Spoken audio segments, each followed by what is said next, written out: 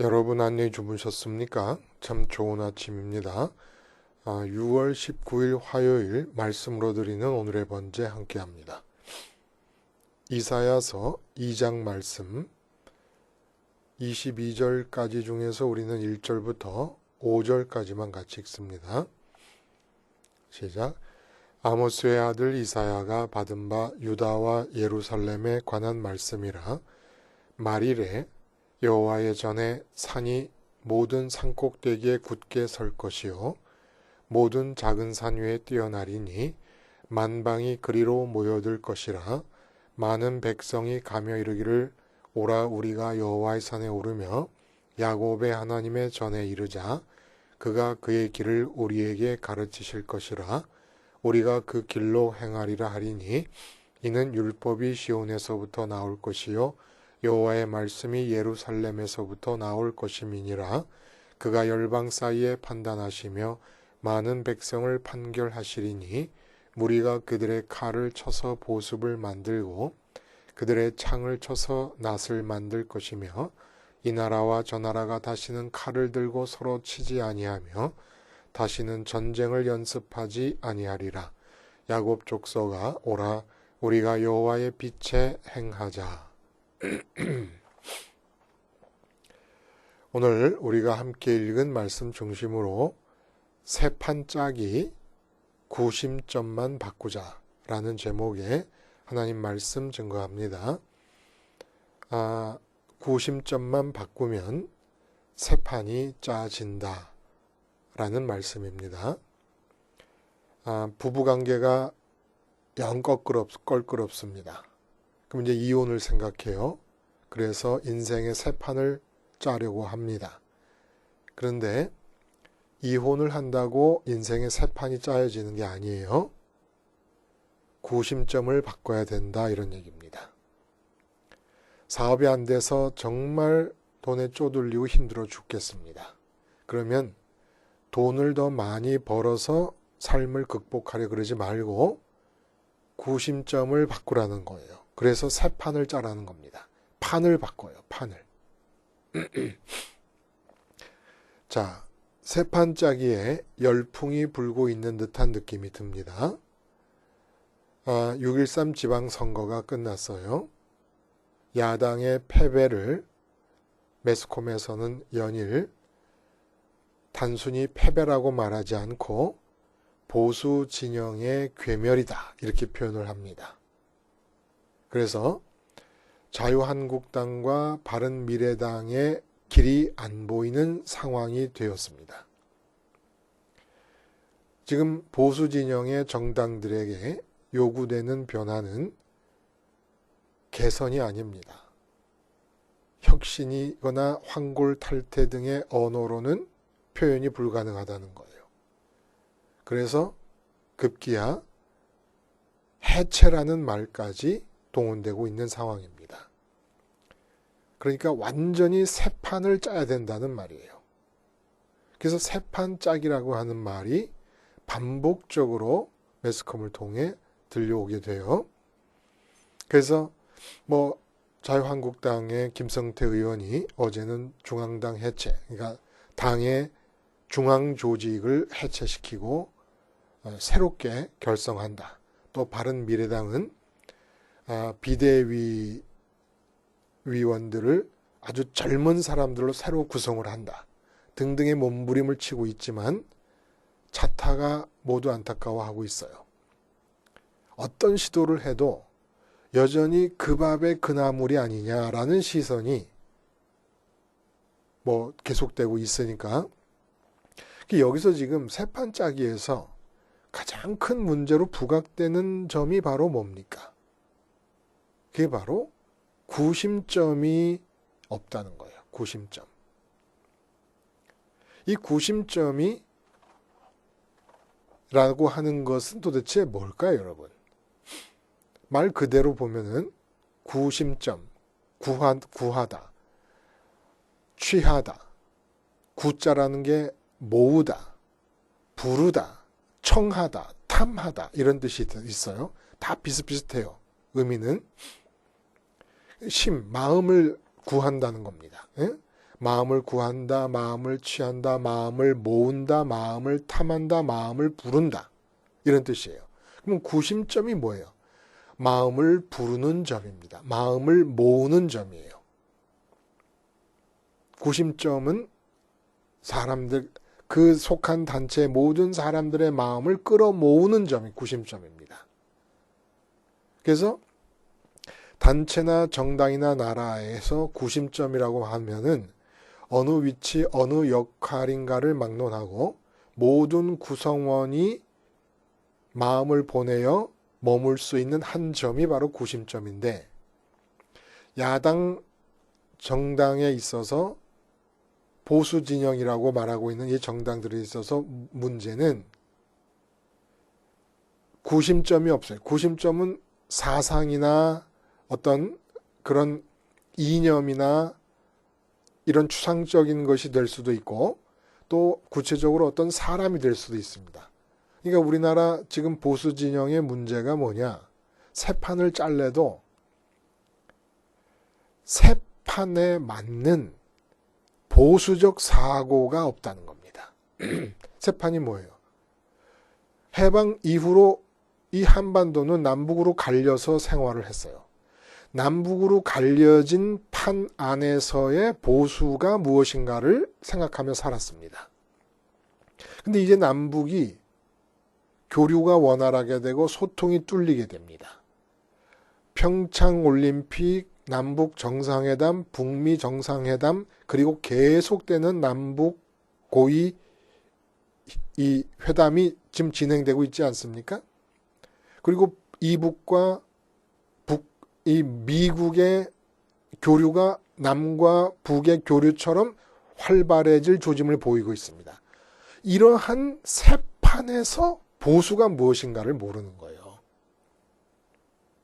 그래서 염려하는 분들도 계세요. 믿지 못할 북한을 믿고 이렇게 마음대로 막 다 해체하고 이래도 되느냐. 저도 불안하고, 그런데 한 가지 분명한 것은 참새 한 마리 떨어지는 것도 하나님이 허락하셔야만 됩니다. 그리고 우리가 날마다 하는 고백은 역사를 주관하시는 분이 하나님이시다, 이렇게 고백을 합니다. 하나님 모르시면서 일어나는 일이 아니라는 거예요. 십자가 복음에 목숨을 거는 사람들이 존재하는 대한민국을 하나님이 방기해 두신다든지 관심 없이 무관심에 내버려 두신다든지 하는 일은 없다는 겁니다. 그래서 하여간 이 보수 야당의 지금 문제는 새 판을 짜야 되는데 구심점이 없다는 것이 문제다. 남북이 열려있는 상태라는 판, 한반도의 이러한 새 판에서의 보수가 무엇인지를 아무도 모르는 거예요. 그분들만 탓할 게 아니라 아무도 모르는 거예요. 국민도 잘 몰라. 완전히 미지의 세계를 걸어가고 있기 때문에. 그러나 구심점 찾기가 어려운 것도 아니에요. 근데 이거는 제 생각이기 때문에 말씀을 안 드리겠어요. 너무너무 구심점 찾기가 쉽고 새판 짜기가 쉬워요. 근데 그걸 모르고 있는 것 같아요. 그래서 안타깝지요. 기도할 뿐입니다. 그리고 6.13 지방선거에서 떨어진 모든 보수 진영의 후보자들 어려우실 거예요. 많이 어려우실 거예요. 경제적으로도 어려움을 당하시고, 이걸 기회 삼아서 모든 분들이 이 어려운 가운데서 십자가 복음을 만나게 될 수 있기를 바랍니다. 그러면 뭐 지방선거에서 당선된 거 비교 안 될 정도의 복을 거머쥐는 것이니까 이 어려움을 기점으로 복음 받아들일 수 있기 위해서 기도합니다. 오늘 본문은 바로 이렇게 구심점에 관한 얘기를 하고 있어요. 새판 짜기에 대한 얘기를 하고 있습니다. 이사야 선지자가.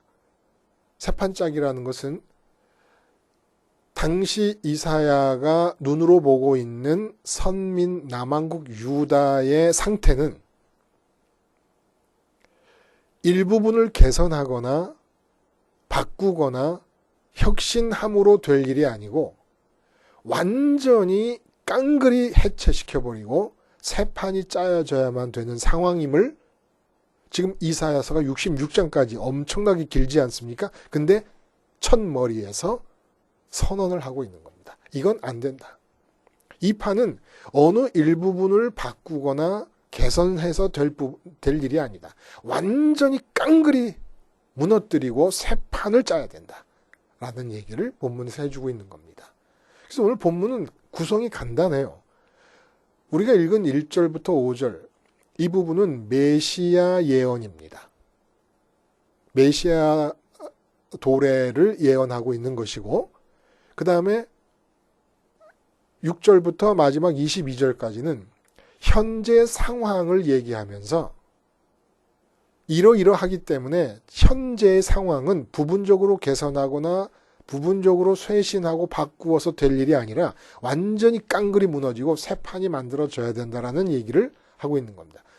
앞부분에서는 메시아의 도래를 얘기하고 메시아의 날을 얘기하고 뒷부분에는 심판이 임하는 여호와의 날을 언급하고 있습니다. 그래서 그 내용을 보자면 우리가 주목할 부분이 2절에 마리레라고 하는 단어입니다. 여러분 다 보시죠? 2절 마리레. 마리레 여호와의 전에 산이 모든 산꼭대기에 굳게 설 것이요 라고 할 때 이 마리레라고 하는 단어가 우리의 주의를 끄는데 문자적으로는 날들의 끝에라는 의미입니다. 날들의 끝에. 이사야서 전체 중에 단 한 번 나와요. 단 한 번 나오기 때문에 오히려 더 그 의미가 아주 중차대하게 느껴지기도 합니다. 이 마리레라고 하는 건 날들의 끝이라는 말은 일정한 한 시대를 마감하는 시점을 나타냅니다. 그래서 이 마리레라고 하는 이 말과 함께 메시아가 도래할 것을 얘기해주고 있는 거예요.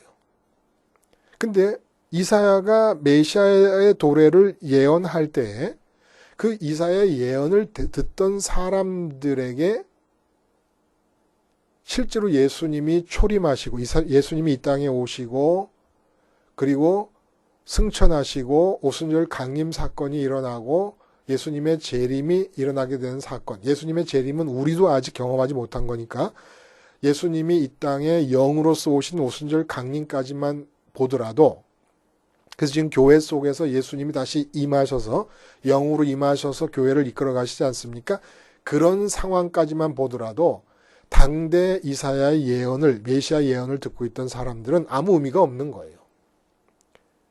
이사야 선지자가 730년부터 680년대까지 예언 활동을 했으니까 700여 년이나 지난 나중에나 오실 예수님에 대한 예언이 이 당시 사람들에게 무슨 의미가 있겠느냐 이런 얘기입니다.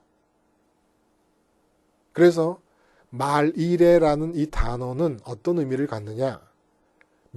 말일에 메시아가 도래할 것이다 라고 하는 이 메시아 예언의 기능이 있다는 거예요.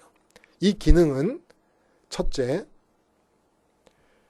메시아가 오셔서 이루어질 일을 이야기해 줌으로써 현재의 나의 선민으로서의 상태가 얼마나 악한지를 뚜렷하게 부각시키는 효과가 있고, 둘째로 그러면 그 악함의 정도가 도저히 말이래라고 하는 말이 뜻하는 바대로 끝나야만, 그러니까 지금 당면하고 있는 내가 살고 있는 이 시대의 이 상황은 개선될 수 있거나 부분적으로 쇄신될 수 있어서 가능한 것이 아니고 완전히 해체되고 끝나버리고 새 판이 와야 된다라고 하는 그 사실을 알려주는 거라는 겁니다. 메시아의 도래는 완벽한 상태를 제시해 주는 거예요. 그 완벽한 상태를 제시해 주면서 말이래라고 하는 단어를 쓴 이유는 지금의 상황은 끝나야 된다라는 걸 얘기해 주고 있다는 거예요. 그러니까 지금 우리가 살고 있는 이 상황, 정치인들의 문제로만 놓고 얘기하자면 대한민국이 말씀드린 대로 해방된 이후에 남과 북이 갈라져서 살았습니다. 그게 지금 몇 년이에요? 70년이 넘도록. 그러다가 남북이 교류하고 악의 축이라고 비난하던 미국과 북한이 교류를 시작하기 시작합니다. 새 판이 짜여지는 거예요. 그러니까 지금 이전까지 남북이 막힌 상태에서 갖고 있었던 정치적인 이념이나 사상은 이젠 쓸모가 없는 겁니다. 완전히 바뀌어야만 되는 거예요. 일부 보수 진영의 그 정치인들이 안보 자꾸 얘기하면서 이 상황이 우려스럽다고 얘기하는데, 사실은 여러분, 하나님께서 역사를 주관하신다는 전제하에 이루어지는 일이라고 볼 때 북한이 핵을 절대로 쏘거나 실험하지 않을 수밖에 없는 이 상황이 가장 안전한 상태 아닙니까? 작년 12월까지 계속 미사일을 쏘고 ICBM을 실험할 때 그때와 지금 비교하면 지금 김정은이가 만약에 다시 그 미사일 시험이나 이런 걸 했다가는 그 이북이 그냥 운명이 끝나는 거예요. 전 세계적으로 다시 이 김정은 위원장이 지금 하던 행보를 멈추고 거꾸로 돌아가고 한다 그러면 이북의 운명은 그냥 끝나는 겁니다. 초토화될 수밖에 없어요. 초토화되는 걸 아무도 불쌍하게 생각도 안 해요, 이제는. 돌아갈 수가 없습니다. 근데 지금 상황처럼 그러니까 안보는 군인들이 총 들고 있어야만 안보가 되는 게 아니고 외교를 통해서 더 큰 의미에서, 더 안정된 의미에서 안보가 가능하다는 얘기입니다. 그래서 오늘 4절에도 전쟁 연습을 끝낸다. 낫과 창과 칼을 갈아서 보습을 칼과 창을 갈아서 낫을 만들고 보습을 만들고 그리고 전쟁 연습을 끝낸다라고 하는 말이 있지 않습니까? 완전히 새 판이라는 얘기예요. 그게 영적으로 말씀하시는 것인데 우리나라의 물리적인 정치적 상황과 이게 맞물려 가고 있기 때문에 자꾸 이렇게 말이 그쪽으로 번져나갑니다. 근데 어쨌든 메시아 예언의 기능이 바로 거기 있다는 거예요. 완벽한 상태를 제시함으로써 지금의 상태가 얼마나 썩었는지를 보여주는 것이고, 이렇게 썩은 상태가 마리레라고 하는 그 단어와 함께 완전히 사라져버리고 끝이 나버리고 새 판이 짜여져야 된다라는 걸 얘기해 주기 위해서 이렇게 마리레라고 하는 단어에 메시아 예언을 붙여서 말씀하고 있는 거라는 겁니다. 그럼 이제 구체적으로 메시아 예언을 통해서 지금 끝나야만 하는, 종식되어야만 되고 해체되어야만 하는 지금 상황에 살고 있는 내가 어떻게 행동을 취해야 될 것인가를 또한 메시아 예언이 가르쳐주고 있다는 거예요. 현실을 얼마나 악한 것인가 보여줍니다. 그리고 현실이 끝나야 된다는 사실을 보여줍니다. 메시아 예언이 말일에 일어날 일이라고 예언함을 통해서. 그리고 동시에 마지막으로 그럼 지금 나는 무엇을 해야 될 것인가를 가르쳐주고 있다는 거예요. 그래서 보면은 무엇을 해야 될 것인가에 대한 힌트가 3절에 많은 백성이 가며 이르기를 오라 우리가 여호와의 산에 오르며 야곱의 하나님의 전에 이르자. 그가 그의 길을 우리에게 가르치실 것이라. 우리가 그 길로 행하리라 하리니 이는 율법이 시온에서부터 나올 것이요 여호와의 말씀이 예루살렘에서 나올 것임이니라. 이건 무슨 말씀이냐 하면은 전부 다 예루살렘으로 올라간다 이겁니다. 온전한 상태를 그려보는 거예요. 메시아가 도래해서 이루어지는 온전한 영적 상태를 그려보는데 모든 선민이 예루살렘으로 올라간다. 그 여호와의 산에 오른다는 거예요. 그리고 나면 어떤 일이 일어나느냐? 여호와의 산에 올랐더니 여호와 하나님께서 말씀을 주신다. 그래서 말씀이 내 몸을 통하여 지켜지고 율법이 지켜지게 된다. 이런 얘기입니다. 그럼 여기서 한 가지 질문이 있는 거예요. 앞장 바로 1장에서 말씀하시기를 성전의 마당을 밟을 뿐이니라 라고 하시면서 이사야 입을 통해 하나님께서 경고를 주시지 않으십니까?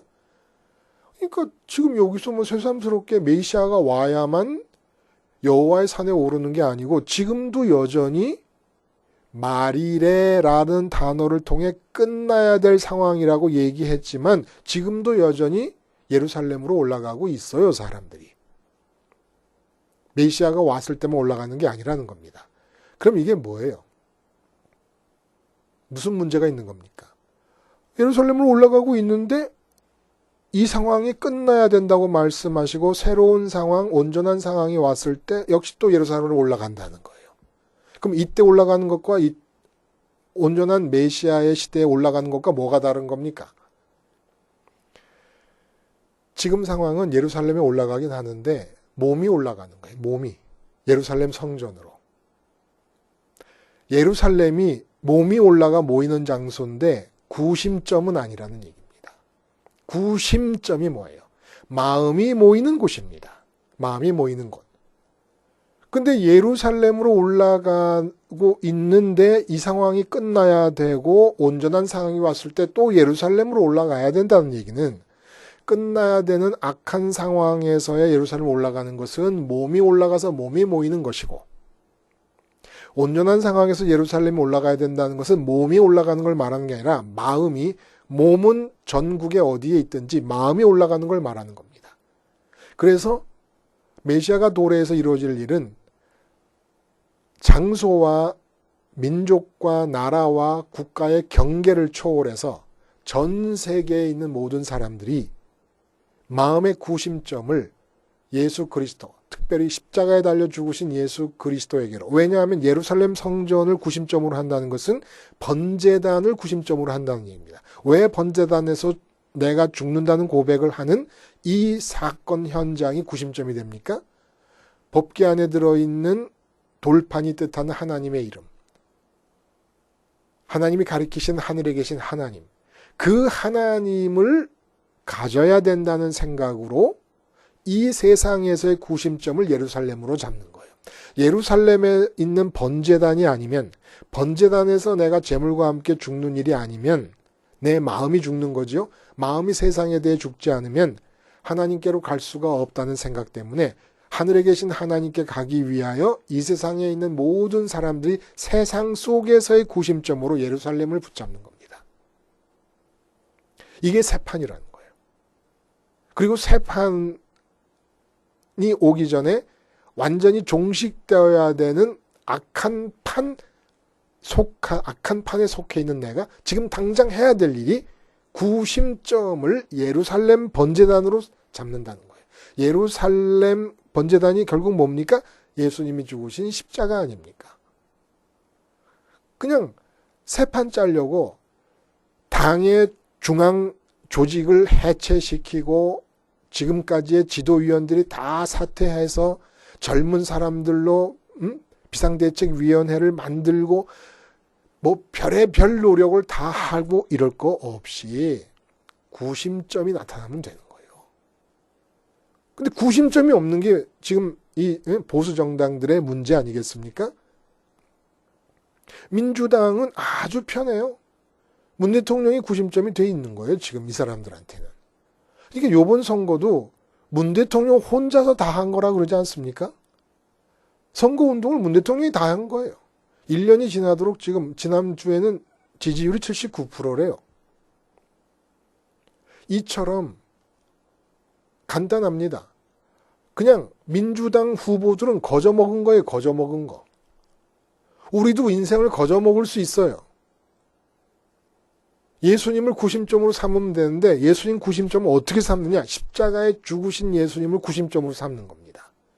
그러면 민주당에 속한 후보들이 문 대통령 때문에 거저먹은 것처럼 우리도 인생을 거저먹을 수 있는 겁니다.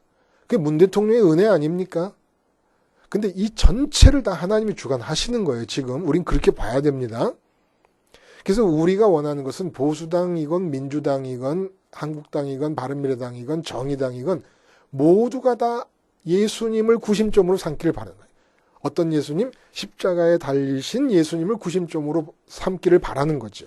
그래야 하나님의 율법이 예루살렘에서 나온다는 뜻처럼 하나님의 이 세상을 향한 계획이 나오니까. 그러나 우리가 분명히 알아야 될 게 뭐냐? 새판을 짬에 있어서 우리가 알아야 될 중요한 점은 앞장에서 지금 현재의 선민의 상태를 소돔과 고모라로 비유를 합니다. 소돔과 고모라의 백성이라 그래요. 근데 소돔과 고모라가 10명 의인이 없어서 망한 거예요. 그럼 10명의 의인이 있었으면 어떻게 될까? 안 망했다는 거예요. 그럼 10명의 의인이 누굽니까? 10명의 의인이. 이 세상 사람들이 살고 있는 판 위에서 자기 개인의 삶이라도 새 판을 짜가는 사람들입니다. 그게 의인이에요. 그 새 판을 짜는 사람들이 누굽니까? 구심점을 예루살렘 번제단에 잡는 거예요. 내가 살고 있는 지역이 예루살렘에서 아무리 멀리 떨어져 상관없어요. 구심점, 마음이 가서 머물러야 될 곳을 예루살렘으로 잡는 겁니다. 예루살렘에는 번제단에서 아침 저녁으로 상번제가 계속 드려지고 있는 겁니다. 근데 상번제의 의미는 완전히 제껴놓고 내가 양을 갖고 가서 바치고 있는데 몸이 예루살렘에 갔을 뿐이지 구심점은 딴 데가 있었다는 거예요. 구심점이 이게 어디가 있었습니까? 6절 이하에 그게 나와요. 동방풍속이 가득하며 블레셋 사람들 같이 점을 치며 이방인과 더불어 손을 잡아 언약하였습니다. 동방풍속, 메소포타미아, 그러니까 아수르가 동북 쪽에 있지 않습니까? 아수르라든지 아람이라든지 메소포타미아 지역에 일어났던 바벨론이라든지 이런 이방인들의 종교와 풍속이 생활 습관이 선민을 지배했다는 겁니다. 그리고 블레셋 사람들이 점을 친다는 것은 미래에 대한 궁금증에 사로잡혀서 살고 있었다는 거예요. 근데 똑같아졌다는 겁니다. 그래서 결국은 왜 이런 동방풍속에 사로잡히게 되느냐? 구심점이 선민들에게 있어서 바뀌었다는 겁니다. 그 구심점이 뭡니까? 7절에 은금이 가득하고 보화가 무한하며 그 땅에는 마필이 가득하고 병거가 무수하며 이게 다 무슨 얘기입니까? 구심점이 은과 금과 보화가 구심점이 됐다는 거예요. 그리고 병거와 마필이라는 건 그 당시에 최첨단의 군사력의 핵심이었습니다. 결국 힘을 기르는 것. 지금 똑같은 상황 아닙니까?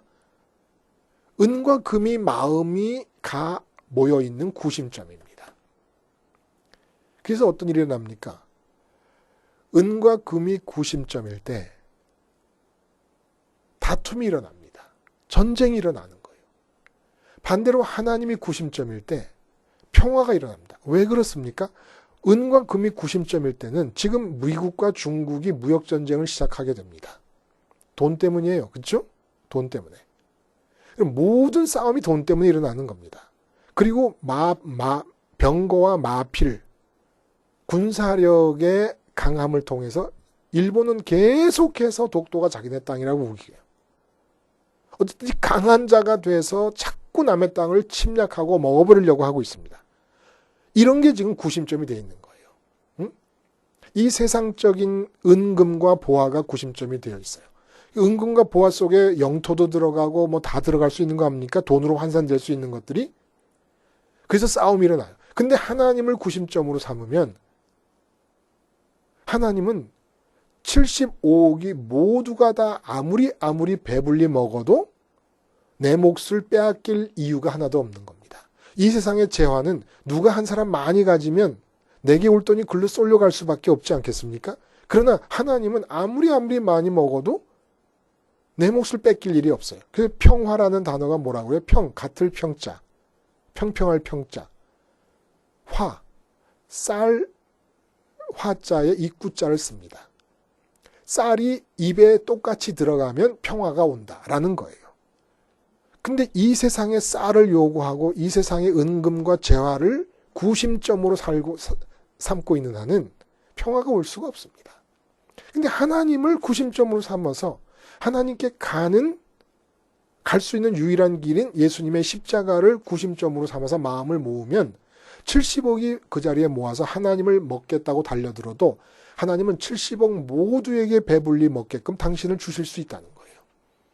그렇게 먹으면 끝나는 겁니까? 이제부터 하나님의 뜻이 나타나는데 소돔과 고모라 얘기를 했습니다마는 전체가 다 구심점을 십자가로 삼지 않아도 10명만, 20명만, 100명만 십자가 예수님을 구심점으로 삼으면 그 10명의 삶, 100명의 삶이 하나님으로부터 흘러나오는 삶이 되면서 대한민국의 역사를 하나님이 이들을 위해서 이끌어 가신다는 겁니다. 미국과의 관계, 일본과의 관계, 중국과의 관계, 러시아의 관계를 100명의 십자가를 구심점으로 삼으며 인생의 새 판을 살고 있는 그 사람들을 위해서 하나님께서 그 십자가 복음이 전해질 수 있는 여건을 위해서 북한을 다스리시고 일본을 다스리시고 러시아를, 중국을, 미국을 다스려 나가신다는 것입니다. 그게 소돔과 고모라 얘기를 한 이유예요. 바로 앞장에서.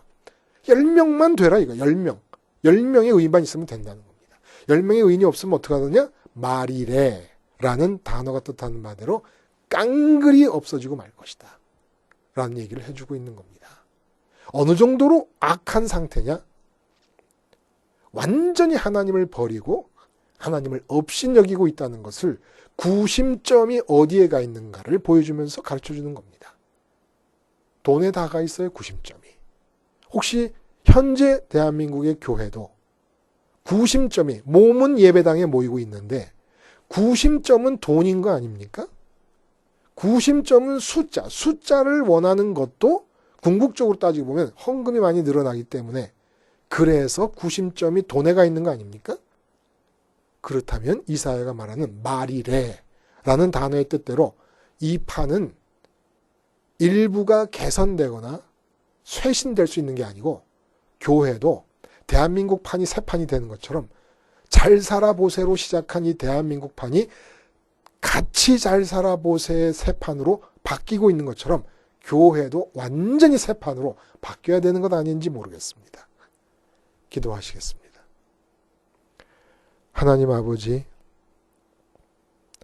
새 판으로 깔려야 하고 그것이 어렵지 않음을 알려주셨사오니 구심점을 십자가로 바꾸기만 함을 통하여 새 판을 살게 해주시고 주위의 사람들이 악한 판을 지속하더라도 새 판인 내 삶에 오신 하나님께서 주변까지도 바꾸어 가시는 역사가 우리 눈에 확인될 수 있게 하여 주시옵소서. 예수님의 이름으로 기도드리옵나이다. 아멘.